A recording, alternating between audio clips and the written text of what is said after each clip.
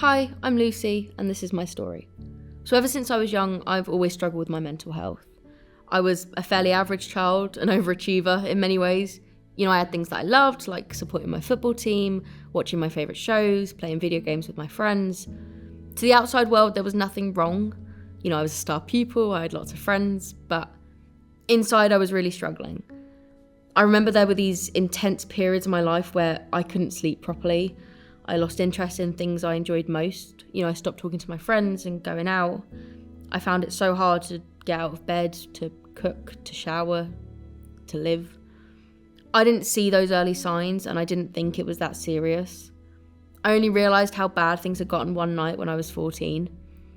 In truth, I don't remember much about that night, but I remember being on the phone to Samaritans at one point, and I remember seeing my mum run down the stairs in her dressing gown, and I remember seeing her face.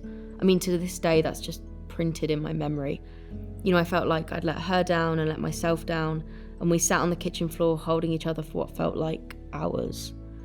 I haven't really revisited that night mentally before this year because it's still painful. It's painful to think about my mum receiving the phone call and seeing that I wasn't in my room and thinking about what she would have been thinking about. It's painful to think that I thought I wouldn't ever get better, and it's painful even now to admit that I'm a survivor of an attempt to take away my life. Even now I struggle to bring myself to say that word. It's hard to recall exactly what happened next, several medications and therapies and diagnosis later, but I remember the next challenge I faced was coming to university. I was dealing with estrangement and financial issues alongside surges in my mental health, and the transition to uni got so difficult that at one point in my first year, I had a mental health episode so bad that I experienced paralysis, where my flatmates had to call community safety for mental health first aid. I FaceTimed my mum and I called my best friend over for support, and she walked from Westwood to Cryfield in about 10 minutes, which I think is some kind of world record. She actually came with me to my first Warwick Wellbeing appointment to sort of help me kickstart my road to recovery. And I know that if I asked, she'd come with me to my NHS appointments too, as I would for her. And I would love to say that my journey was smooth sailing from here, but that wouldn't be truthful. And I don't think that anyone's journey with mental health actually is. But the point of my story is that it's continuous and evolving, and throughout the lows there are highs.